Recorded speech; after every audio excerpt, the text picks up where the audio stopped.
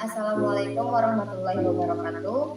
Saya Rifa Zahra dengan NIM 210104515 akan mempresentasikan prinsip pembuatan materi berbasis TIK. Poin yang pertama yaitu multimedia. Multimedia berasal dari kata multi dan media. Multi berarti banyak dan media sendiri yang artinya tempat atau sarana yang digunakan untuk menyampaikan berbagai informasi. Jadi, dari kata multimedia dapat dirumuskan sebagai wadah penyatuan beberapa media yang kemudian didefinisikan sebagai elemen-elemen pembentukan multimedia. Adapun elemen-elemen multimedia seperti teks, gambar, suara, animasi, dan video. Menurut saya, multimedia sangat berperan penting dalam metode pembelajaran ataupun dalam kegiatan-kegiatan lainnya. Mengapa bisa dikatakan sangat penting? Karena di era sekarang, seiring berkembangnya zaman dan berkembangnya teknologi, kita sebagai mahasiswa juga harus bisa mengimbangi kemajuan teknologi di era sekarang ini.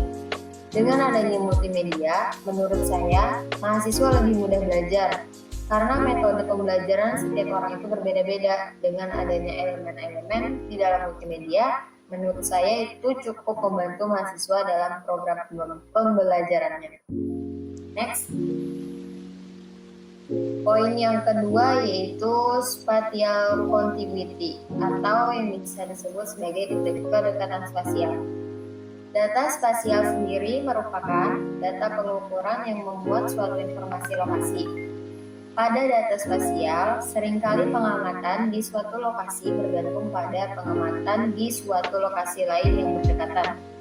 Menurut Cressy 1991 menyatakan bahwa data spasial merupakan salah satu jenis data terikat dependen, yaitu data pada suatu lokasi dipengaruhi oleh pengukuran data pada suatu lokasi yang lain. Tanggapan saya adalah dengan adanya spatial contiguity diharapkan mahasiswa bisa membedakan kata dan gambar di dalam suatu layar. Mahasiswa juga diharapkan mampu memahami suatu materi tersebut. Next. Poin yang selanjutnya yaitu temporal contiguity atau kedekatan temporal. Kedekatan temporal memandang lebih efektifnya penyajian materi baik gambar, animasi, ataupun narasi lain dengan cara ditampilkan berdekatan sehingga memudahkan mahasiswa dalam pemahaman mengenai gambar, animasi, dan dapat mengaitkan dengan narasi sebagai penjelasannya. Prinsip ini sering digunakan untuk media video, multimedia interaktif, animasi, maupun bentuk naratif lainnya.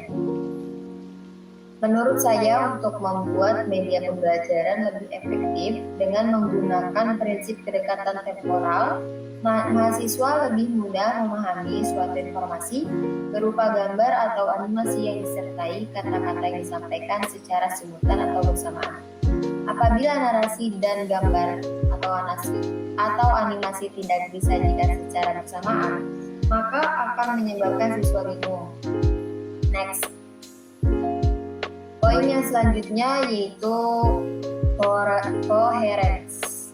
Ya, dalam media pembelajaran adalah di mana dalam mengembangkan media pembelajaran tidak boleh menyertakan jenis informasi apapun yang tidak terkait dengan konten dari konteks materi pembelajaran. Mahasiswa akan belajar lebih baik bila kata-kata, gambar, suara, video, atau animasi yang tidak perlu dan tidak relevan tidak digunakan. Menurut saya, mahasiswa akan belajar lebih baik saat kata-kata, gambar-gambar, atau suara-suara yang tidak perlu dibuang. Unsur-unsur tambahan yang tidak perlu sebaiknya dihilangkan dalam tampilan on-screen, karena unsur tambahan tersebut akan mengalihkan perhatian siswa dari materi yang penting, bisa mengganggu proses penataan materi, dan dapat menggiring siswa pada materi yang tidak sesuai dengan pembelajaran. Next. Poin selanjutnya yaitu modality atau modalitas. Modalitas dalam suatu pembelajaran ialah merupakan gaya belajar yang cenderung untuk mengadaptasi suatu strategi belajar tertentu dengan mencari dan mencoba secara aktif. Sehingga pada akhirnya individu mendapatkan suatu pendekatan belajar yang sesuai dengan tuntutan belajar. Tanggapan saya terhadap modalitas itu kurang setuju. Dikarenakan tidak semua mahasiswa metode pembelajarannya bisa disamaratakan, yang dimana mahasiswa belajar lebih baik dari animasi dan narasi atau audio daripada dari animasi dan teks pada layar. Seharusnya tidak bisa disamaratakan untuk metode modalitas ini. Next, poin terakhir yaitu pada regulasi, sebuah prinsip media pembelajaran yang mengusulkan bahwa siswa dapat belajar lebih baik ketika informasi yang identik tidak disampaikan melalui lebih dari satu format atau saluran. Misalnya, gambar dan kata-kata yang identik atau narasi audio dan teks yang isinya sama. Mahasiswa bisa belajar lebih baik melalui animasi dengan narasi daripada melalui animasi dengan narasi dan teks sekaligus.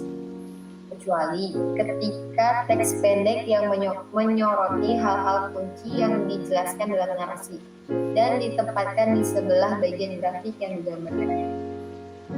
Tanggapan saya, pada dasarnya dalam mempraktikkan prinsip ini dalam pembuatan media pembelajaran adalah membuat konten yang efisien dan harus menghapus informasi yang berlebihan. Mengapa tersebut? Prinsip ini akan menjamin siswa lebih mengerti dan memahami pembelajaran melalui grafik dan narasi audio, yang mana narasi tersebut berisi animasi dan kata-kata berbentuk audio yang menarik dari pembelajaran sehingga peserta didik dapat memanfaatkan indera penglihatan dan pendengaran secara efektif dan efisien. Sekian dari saya, kurang lebihnya mohon maaf. Wassalamualaikum warahmatullahi wabarakatuh.